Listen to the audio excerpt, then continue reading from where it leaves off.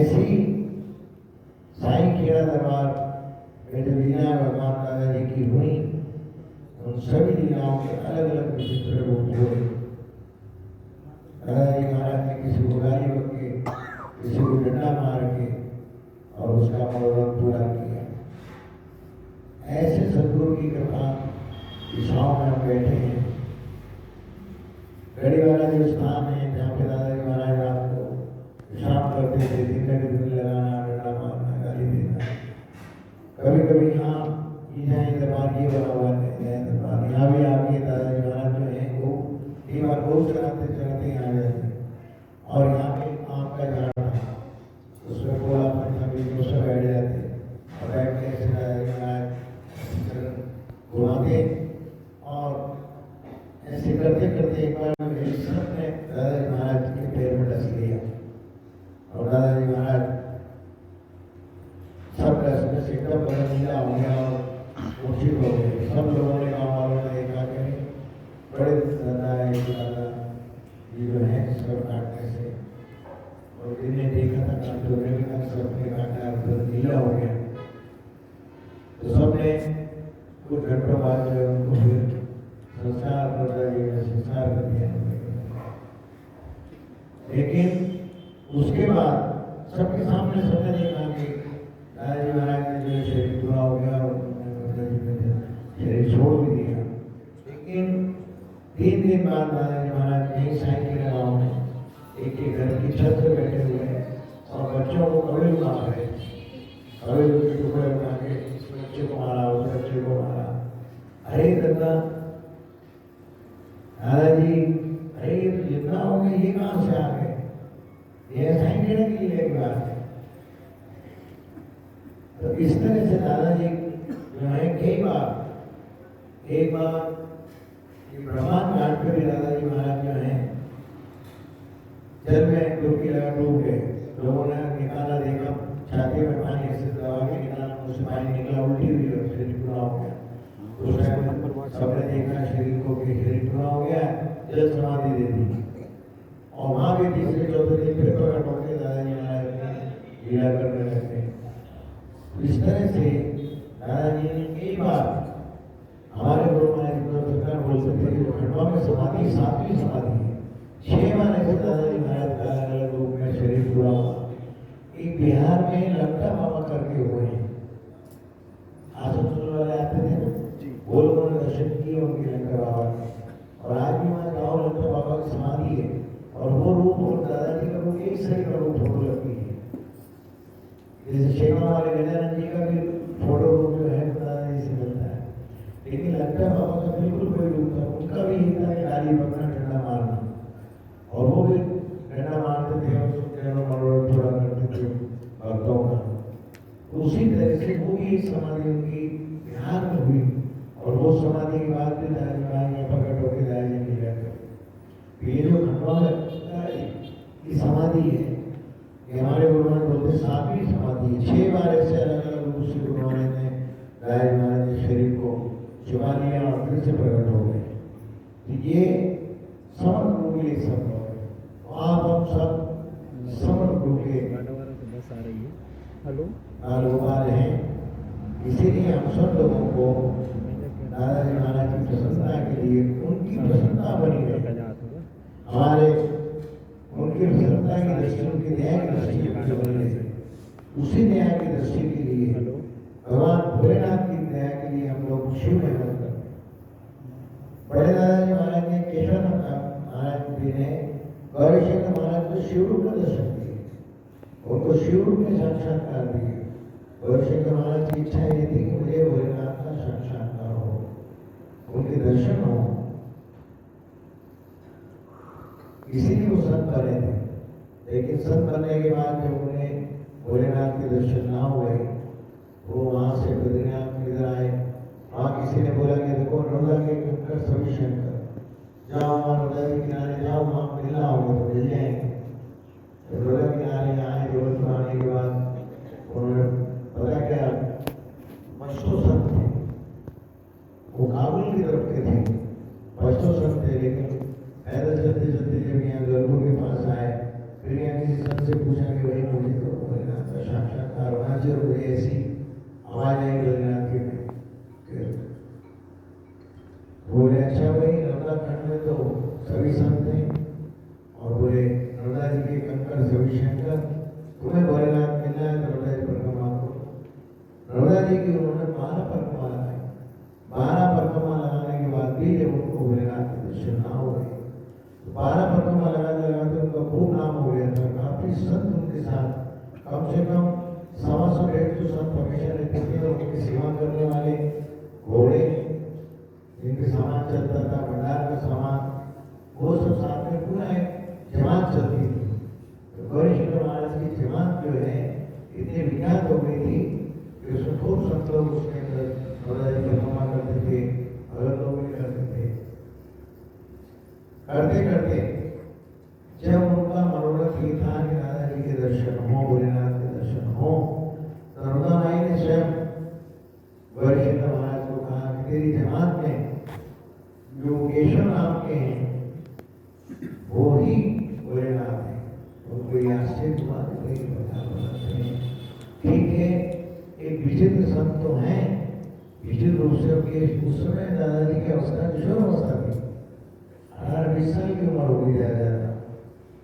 भगवान का कोई निश्चित उम्र नहीं है, लेकिन 18-20 साल के लगते थे उस समय, किशोर अवस्था थी दादाजी। लेकिन अकेले 150-200 जनों का हलवा बना देना, कभी घी नहीं हो तो पानी में पूरी तरीके खिला दें और सबकी पूरी बन जाए। जल नर्मदा जी की जल से पूरी बना देते और पूरी बन जाती थी। इस तरह से की तो उन्होंने कहा कि चमत्कारी तो हो सकते हैं, लेकिन भोलेनाथ कैसे हो सकते हैं? और भोलेनाथ हो गए जमात में भंडार बना रहे हैं, बर्तन बना रहे हैं, ये कैसे है? ऐसे कैसे भोलेनाथ? ये उनके मन में संशय हुआ। जब उनके मन में संशय आया तो माई ने फिर उनसे कहा कि देख, तू जाके देख ले, जाके देख कोई भोलेनाथ है। तो वो ढूंढने के लिए जाते थे। चलो भी 12 परिक्रमा के बाद भी यदि दर्शन नहीं हुए तो शरीर को खत्म कर देना चाहिए। जल समाधि लेके अपने शरीर को पूरा करने के लिए नर्मदा जी गए थे और एक छोटी सी टीका की बच्ची के रूप में नर्मदा माई ने उनकी उंगली को झटका दिया। बोले तो मरने जा रहा है। तुम्हें कैसे पता? उन्हें एक छोटी सी कन्या को कैसे पता कि भाई हम मरने जा रहे हैं, डूबने जा रहे हैं? बोले अच्छा, तो बोले आप कौन हो? बोले मैं नर्मदा हूँ। तो बोले मैं जब मानू जी पूरे रूप में देखो। तो नर्मदा माई ने फिर कहा भाई तुम्हारा परिक्रमा करिए, तपस्वी है, तो दर्शन करने के लायक है। इसलिए माई ने दर्शन दिए और पूरी चतुर्भुज में माई ने दर्शन दिए। फिर उन्होंने प्रणाम किया माई को। तो बोले भाई प्रणाम तो करता हूँ, लेकिन मेरा मनोरथ, तो बोले तेरे मनोरथ बताने के लिए मैं प्रकट हुई। तेरी जमात में जो केशव नाम के हैं वो ही भोलेनाथ है। अब उनके मन में शंका आई कोई चमत्कारी तो हो सकते हैं, लेकिन भोलेनाथ कैसे हो सकते? तो भाई ने फिर कहा जाके देख ले। रोडा के समापी जब जमात के डेरे में आए, वहाँ आए तो बड़े दादाजी महाराज बर्तन बांध रहे थे। बर्तन बांधते उन्होंने देखा वो बर्तन सुबह के हलवा बनाने के लिए सवेरे बर्तन बांध रहे थे। जैसे उन्होंने देखा तो उनको मुंह तो भोलेनाथ का लगे और शरीर जो है वो सादा लगा जैसे थी केशव जी। भ्रमित होगा, उन्होंने आंखों को मारा, आंखों को मल के जब देखा वही है। फिर उनको केशव जी दिखने लगे, भोलेनाथ जी दिखने लगे। अरे उन्होंने कहा मुझे कोई भ्रम हो रहा है, ऐसा तो नहीं मैं नींद में हूँ या भ्रम हो रहा हो। देखने माई फिर प्रकट हो गई। तो माई से मैंने कहा था नहीं मिले तो बोले मैं आ जाऊंगी। माई माई फिर से प्रकट हो गई, वहाँ फिर जमात में प्रकट हो गई। माई ने कहा कि छू के देख ले। तो जब उन्होंने साक्षात प्रणाम किया और भगवान भोलेनाथ को स्पर्श किया तो उस समय बर्तननाथ जी बैठे पद्मासन में बैठकर उन्होंने शिव रूप में दर्शन किया और काफी देर उनको साक्षात्कार हुआ। और दादाजी ने फिर ये कहा, भोलेनाथ ने शिव रूप में उनसे कहा कि अब तुमने हमें पहचान लिया है, हमने तुम्हें पहचान लिया है, इसलिए तुम जमात लेके जाओ और यहाँ से आगे जाके 50 मिल 100 मिल जाके आगे सब बताना पड़ेगा, किसी को बोलने की जरूरत नहीं। उन्होंने कहा कि अब तुम्हारा मनोरथ पूरा हो गया, तुमने हमें पहचान लिया, हमने तुम्हें पहचान लिया, अब तुम जमात लेके जाओ। बोले दादाजी अब तो जमात में आप रह दो, आप इस गति के, मैं जमात का मान नहीं हूँ, आप हैं। बोले कहाँ बैठे? बोले यहाँ। जो गद्दी थी उसमें दादाजी ने निपट लिया, शुरू कर दिया, लेटिन कर दी, और लेटिन करके दौड़ गए। अब दौड़ के जंगल में गए और उसमें पहले बोल दिया था कभी यहाँ से लेके चलो। उसके बाद वरिष्ठ आगे चले, उस टाइम आगे चले। उस टाइम बाद उनका मरण पूरा होने के बाद गोपसर जगह में उन्होंने जो अपना शरीर समाधि ली, जीवित समाधि ली। वहाँ जब समाधि गोपसर में वरिष्ठ महाराज जी वहाँ बैठे समाधि राम त्याग करके वो समाधि हुई।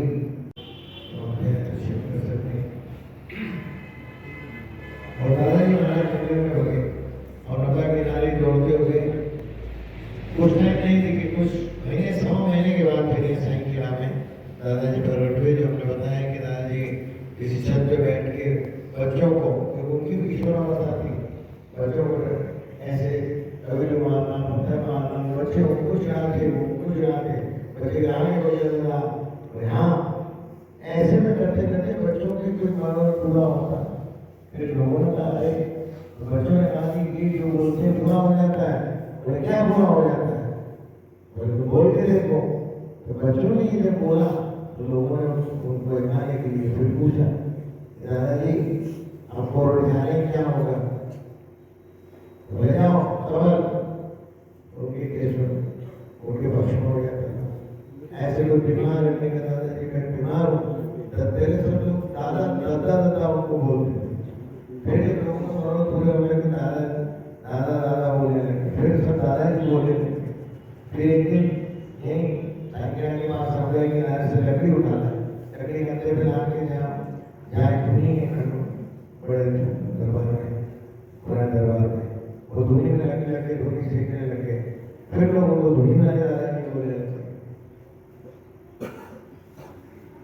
इसी तरह से दादाजी की जिंदगी नया हुई। दादाजी महाराज की ऐसी क्रिया हुई। एक बार एक बच्चा कोई बीमार था, वो आए छोटा सा बच्चा, बोले दादाजी बीमार है। दादाजी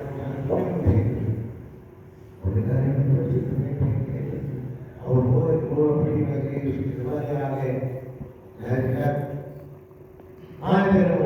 बोले आपने धुनी पड़ दी है, थे उसके नाम जो उसका नाम था राम शाम्यो नाम उसका आवाज लिया। वो बच्चा उसकी माँ के पीछे आकर पीठ में थपथपाया अपनी माँ को भी, माँ करने लगा। और बच्चा जो है वो वापस आ गया। ऐसे समर्थ गुरु के बाल गोपाल हैं, उनकी समर्था भोलेनाथ की प्रसन्नता के लिए, दादाजी की प्रसन्नता के लिए हमने शिव महिमा का पाठ किया। भगवान भोलेनाथ प्रसन्नता के लिए और भगवान दादाजी महाराज को शिव मानते हैं, उनकी प्रसन्नता के लिए हम जो है शिव नाम का पाठ भी करेंगे। गल ज्वल प्रभा पावितस्त कलेवलम